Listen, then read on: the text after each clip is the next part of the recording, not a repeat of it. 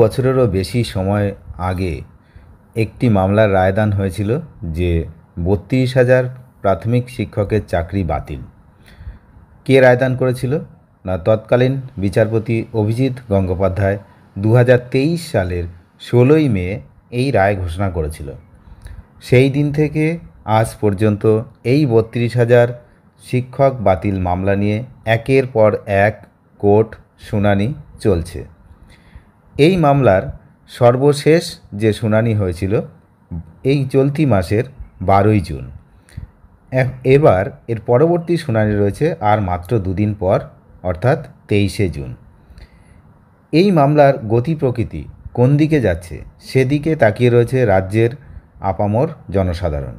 আপনারা জানেন যে এই ৩২,০০০ শিক্ষকের চাকরি যে বাতিল হয়েছিল তার কিছু প্রেক্ষাপট ছিল, আর তার পরিপ্রেক্ষিতে এই চাকরি বাতিল করা হয়েছিল। এবং বর্তমানে এই মামলার শুনানিতে, এই ৩২,০০০ চাকরি বাতিল মামলার যে শুনানি রয়েছে হাইকোর্টে, বিগত দুটো শুনানিতেই রাজ্যের তরফ থেকে, অর্থাৎ রাজ্যের অ্যাডভোকেট জেনারেল, তিনি রাজ্যের তরফ থেকে সওয়াল করে যাচ্ছেন। তো তার সওয়ালের গুরুত্বপূর্ণ দিকগুলো কি কি ছিল, এবং আগামী দুদিন পর যে ২৩শে জুন যে শুনানি রয়েছে সেখানে যারা মামলাকারী, তাদের আইনজীবী, তাদের শুনানিতে, তাদের সওয়াল পর্বে কি কি তথ্য উঠে আসতে পারে সেই বিষয়ে আমরা একটু জানব। প্রথমেই জানি যে গত দুটো শুনানিতে রাজ্যের অ্যাডভোকেট জেনারেল কিশোর দত্ত, তিনি তৎকালীন বিচারপতি অভিজিৎ গঙ্গোপাধ্যায়ের রায়টাকে জাস্ট বলতে চাইছেন যে একদম তিনি তার নিজের ইচ্ছামতো রায়দান করেছেন। তার সাপেক্ষে তিনি একাধিক যুক্তি কিন্তু আদালতে দেখিয়েছেন। পাল্টা প্রশ্নও কিন্তু হয়েছে বিচারপতিদের পক্ষ থেকে, অর্থাৎ ডিভিশন বেঞ্চে বিচারপতি রয়েছেন তপব্রত চক্রবর্তী এবং ঋতব্রত কুমার মিত্র। তা এই যে মাননীয় বিচারপতি তপব্রত চক্রবর্তীর বেশ কিছু কোশ্চেন কিন্তু রাজ্যের অ্যাডভোকেট জেনারেলকে রীতিমতো অস্বস্তিতে ফেলেছে বিগত দুদিন। আগামী পরশু দিন বা তার পরের দিন ২৩ তারিখ কী হবে সেটাও কিন্তু আমাদের দেখার। তো সেখানেও কিন্তু আমাদের এই নজর রাখবো আমরা যে সেদিনের শুনানিতে কী হয় এবং কী কী তথ্য উঠতে পারে, তার আগাম একটা খবর কিন্তু পাওয়া যাচ্ছে। সেই বিষয়ে কিন্তু এই ভিডিওতে আমরা জানব। সবার আগে জেনে রাখি যে রাজ্যের পক্ষ থেকে অ্যাডভোকেট জেনারেল, অর্থাৎ ৩২,০০০ শিক্ষকদের পক্ষ হয়ে যিনি লড়ছেন, রাজ্যের অ্যাডভোকেট জেনারেল কিশোর দত্ত, ওনার যে যুক্তিগুলো রয়েছে এই মামলার সাপেক্ষে, সেটা হচ্ছে সঠিক পদ্ধতি মেনে রায় দেননি বিচারপতি অভিজিৎ গঙ্গোপাধ্যায়, সকলকে বলার কোনো সুযোগ দেয়নি, অর্থাৎ এক পক্ষকে বলে যারা মামলাকারী তাদের বক্তব্য শুনেই রায়দান করে দিয়েছেন। বিচারপতি খেয়ালখুশি মতো শুনানি পর্ব চালিয়ে গিয়েছেন, শুধুমাত্র মামলাকারীদের বক্তব্য শুনেই শুনানি শেষ করে দিয়েছিলেন। পর্ষদের কাছে হলফনামা তলব করেছিলেন, যদিও তার বিরোধিতা তিনিই একসময় করেছিলেন। এই ধরনের কিন্তু যুক্তিগুলো তিনি রাখছেন। এছাড়াও আরও যুক্তি রেখেছিলেন। ডিভিশন বেঞ্চের পক্ষ থেকে মাননীয় বিচারপতি তপব্রত চক্রবর্তী, তিনি কিন্তু এজিকে বেশ কিছু কোশ্চেন করেছেন, তার উত্তর কিন্তু এজির কাছে পাওয়া যায়নি।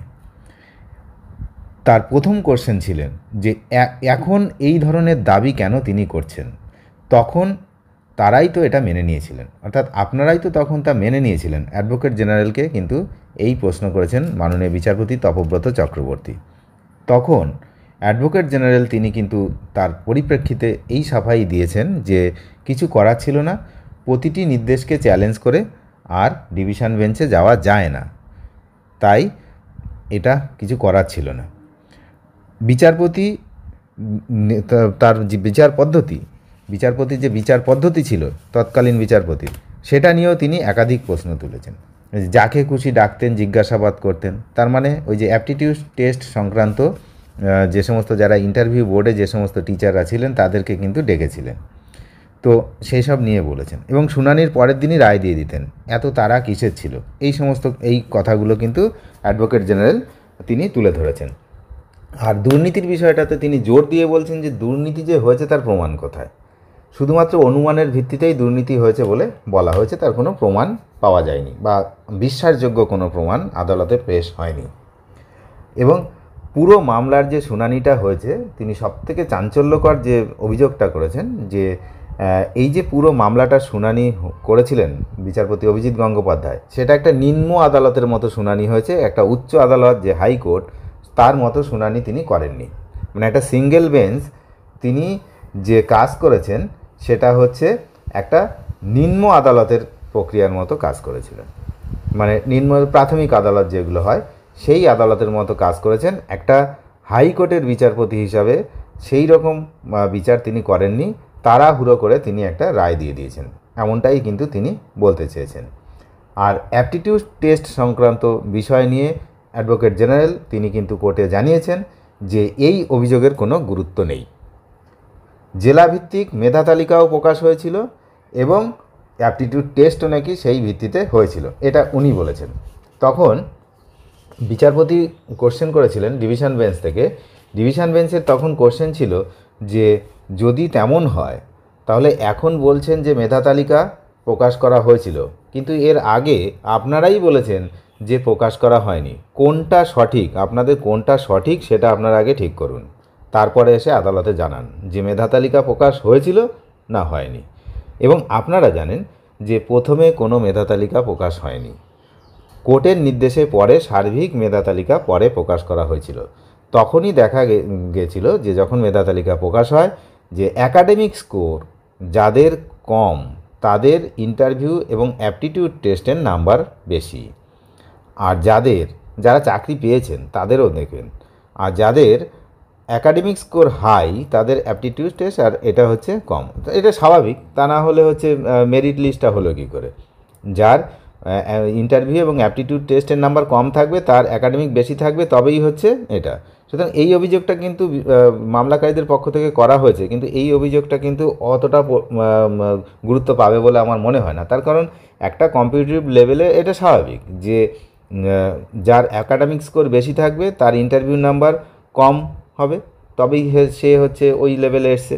আর যার হচ্ছে অ্যাকাডেমিক স্কোর বেশি, মানে হ্যাঁ, যার অ্যাকাডেমিক স্কোর বেশি তার হচ্ছে ওই ইন্টারভিউ আর অ্যাপটিটিউড টেস্টের নাম্বার কম হবে, আর যার অ্যাকাডেমিক স্কোর কম তার বেশি হবে, তবেই হচ্ছে লেভেলে আসবে। এটাই তো বিষয়।